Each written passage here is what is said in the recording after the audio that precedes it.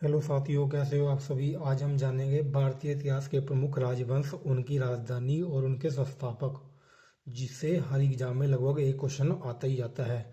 और हर एग्जाम में इससे संबंधित एक नया क्वेश्चन देखने को अवश्य ही मिलता है, चाहे वह एसएससी हो, एचएससी हो, सीईटी हो, कुछ कोई सभी एग्जाम हो, उसमें लगभग इससे एक क्वेश्चन बनता ही बनता है। चलिए आइए शुरू करते हैं आज की क्लास बिना टाइम गवाए। तो सबसे पहले हमारे पास है हर्यक वंश। तो हर्यक राजवंश, जिसके संस्थापक है बिंबिसार, और इसकी कैपिटल है गिरिव्रज या राजगृह। आपको याद रखना है गिरिव्रज या राजगृह। और बाद में बनी बन गई थी पाटलिपुत्र। तो आपको तीनों याद रखनी है, गिरिव्रज, राजगृह और पाटलिपुत्र। ठीक है। और अगला वंश है हमारे पास शिशुनाग वंश, जिसके संस्थापक थे शिशुनाग और जिसकी कैपिटल थी वैशाली। तो आपको ये भी याद रखना है। नंबर 2 पे हमारे पास था शिशुनाग वंश, और संस्थापक शिशुनाग ही थे, और राजधानी इसकी वैशाली थी। और नंबर 3 पे हमारे पास है नंद वंश, जिसके संस्थापक महापद्मनंद थे, और इसकी कैपिटल थी पाटलिपुत्र, जो जिसे आज के टाइम में पटना के नाम से जाना जाता है।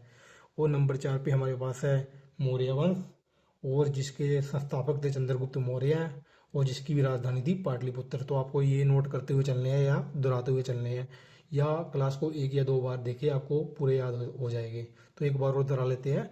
हर्यक वंश हमारे पास सबसे पहले है, जिसके संस्थापक थे बिंबिसार और गिरिव्रज, और जिसे राजगृह या पाटलिपुत्र के नाम से भी जाना जाता है, तो इसकी राजधानी थी। तो दूसरे पे शिशुनाग वंश, जिसके संस्थापक थे शिशुनाग, और उसकी राजधानी थी वैशाली। और नंबर 3 पे हमारे पास नंद वंश, जिनके संस्थापक थे महापद्मनंद, और इसकी राजधानी थी पाटलिपुत्र। तो नंबर 4 पे हमारे पास है मौर्य वंश, जिसके संस्थापक थे चंद्रगुप्त मौर्य, इसकी कैपिटल थी पाटलिपुत्र। तो इनमें से दो की कैपिटल तो पाटलिपुत्र थी, नंबर 3 और 4 की। नंबर 1 की गिरिव्रज या राजगृह थी।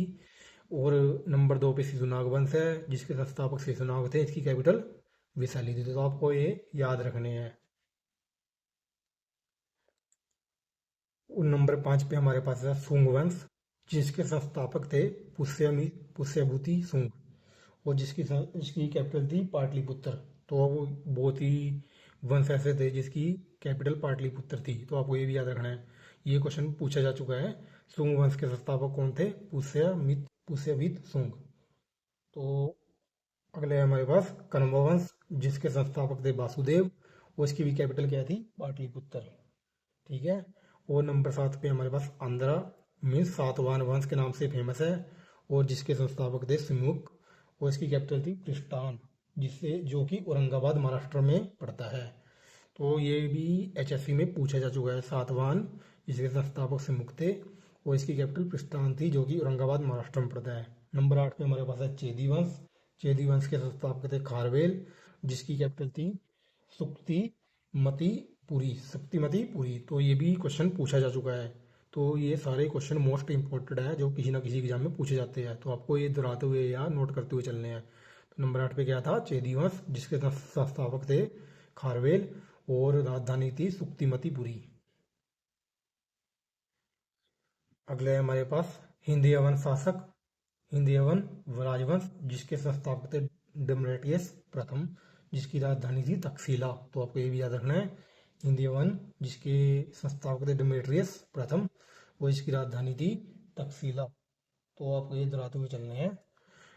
नंबर 10 पे हमारे पास है शक, जिसके संस्थापक थे मोगा, और इसकी कैपिटल थी तक्षशिला और मथुरा। दो कैपिटल, कुछ राजवंश ऐसे भी है जिनकी दो दो कैपिटल थी। और नंबर 11 पे हमारे पास है पल्लव, इसके संस्थापक थे गोंदो फर्निस, जिसकी राजधानी थी तक्षशिला।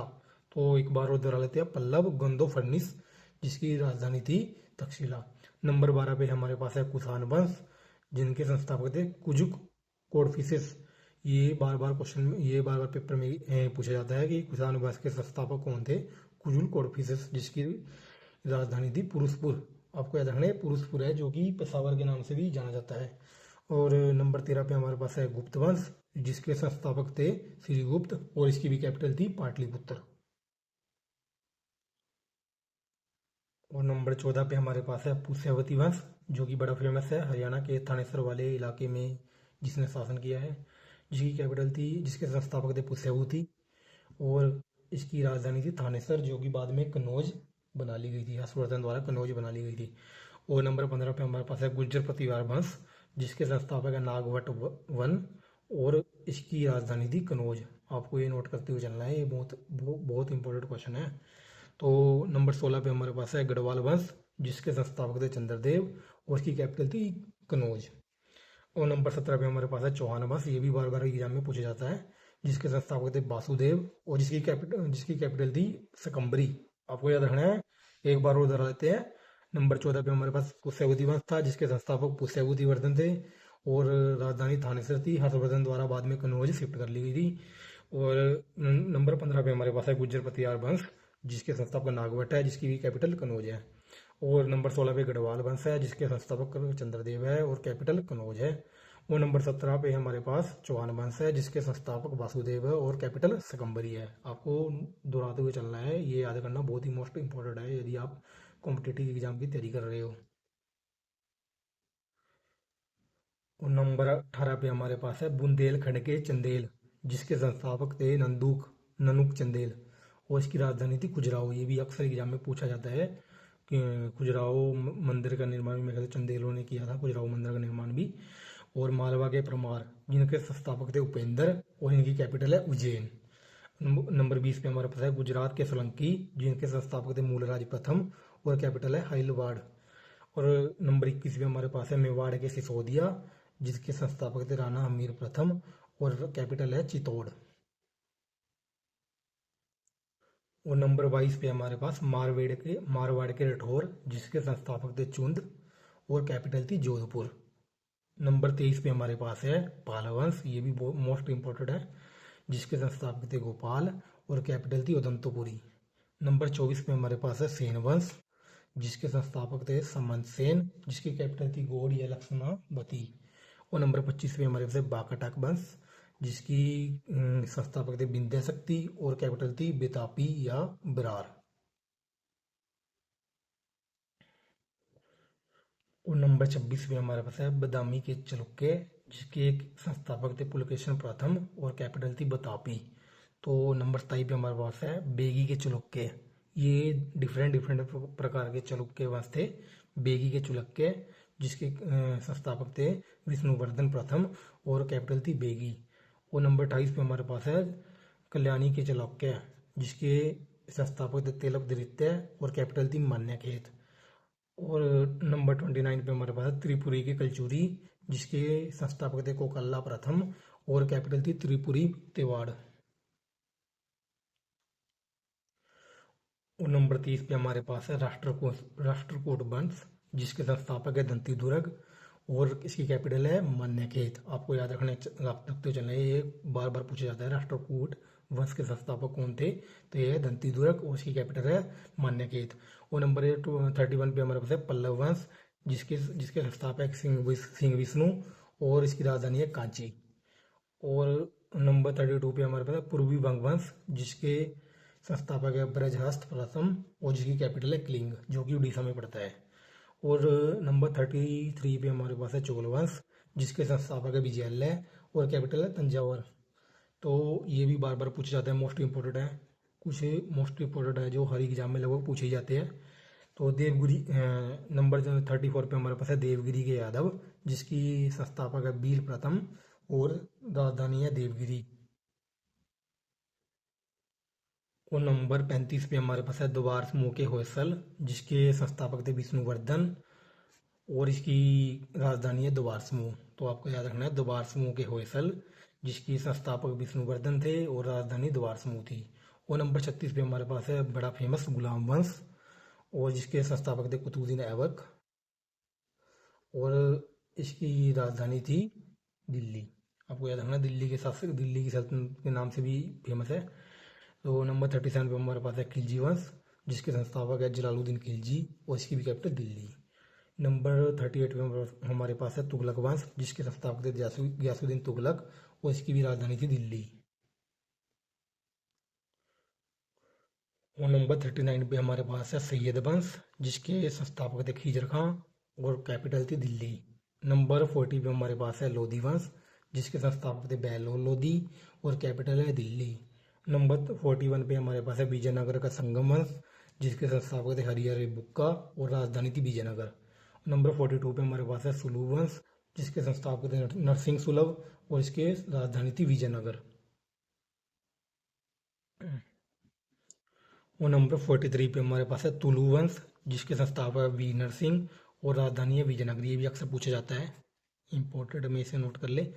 और नंबर 44 पे हमारे पास है इरविडु वंश, जिसके संस्थापक थे तिरुमल और कैपिटल है विजयनगर। और नंबर 45 पे हमारे पास है बैमनी वंश, जो जिसके संस्थापक है हसन गंगू और कैपिटल है बैमनी। तो ये भी अक्सर पूछा जाता है, इम्पोर्टेंट।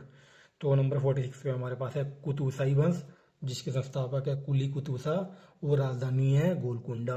और नंबर 47 पे हमारे पास है सरकी वंश, जिसके संस्थापक है मलिक सरोवर और राजधानी है जौनपुर। और नंबर 48 पे हमारे पास है आदिल शाही वंश, जिसके संस्थापक है आदिल शाह और राजधानी है बीजापुर। और नंबर 49 पे हमारे पास है निजाम शाही वंश, जिसके संस्थापक है मलिक अहमद और इसकी राजधानी है अहमदनगर। और नंबर 50 पे हमारे पास है इमाद शाही वंश, जिसके संस्थापक है फतेहुल्ला इमाद शाह और इसकी राजधानी है बरार। और नंबर 51 पे हमारे पास है वरीद शाही वंश, जिसके संस्थापक है अमीर अली वरीद और जिसकी राजधानी है बीदर। नंबर 52 पे हमारे पास है इलियास शाही वंश, जिसके संस्थापक है इलियास खां और राजधानी है बंगाल। और नंबर 53 पे हमारे पास है हुसैन शाही वंश, जिसके संस्थापक है अलाउद्दीन और इसकी राजधानी है बंगाल। और नंबर 54 पे हमारे पास है गौर वंश, जिसके संस्थापक है सुंग शाह और राजधानी है मालवा। और नंबर 55 पे हमारे पास है खिलजी वंश, ये मालवा वाला है, एक दिल्ली सल्तनत वाला है, जिसके संस्थापक जलालुद्दीन खिलजी थे। और इसके संस्थापक है महमूद खिलजी और इसकी राजधानी है मालवा। नंबर 56 पे हमारे पास है मुगल वंश, जिसके संस्थापक है बाबर और इसकी राजधानी है दिल्ली।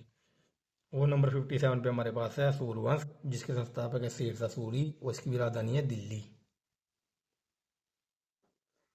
और नंबर 58 हमारे पास है मराठा वंश, जिसके संस्थापक है छत्रपति शिवाजी और उसकी राजधानी है रायगढ़।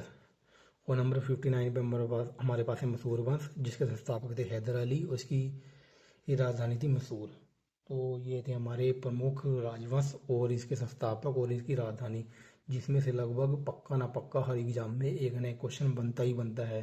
तो मैं इसमें से कुछ ही मोस्ट इम्पोर्टेंट है जिनमें से एक ना एक क्वेश्चन आना ही होता है। तो आपको पता सारे होने चाहिए ताकि आप एग्जाम में कर सको, इसलिए मैंने सारे कवर करने इंपॉर्टेंट समझे। तो हम टॉपिक वाइज सभी टॉपिक को कवर करेंगे और जिससे हमारी स्ट्रेटेजी की तैयारी बहुत बेहतरीन हो सके, ताकि हमारे एग्जाम में कोई भी क्वेश्चन मिस ना हो। तो आज की वीडियो कैसी लगी कमेंट करके जरूर बताएं। Thank you.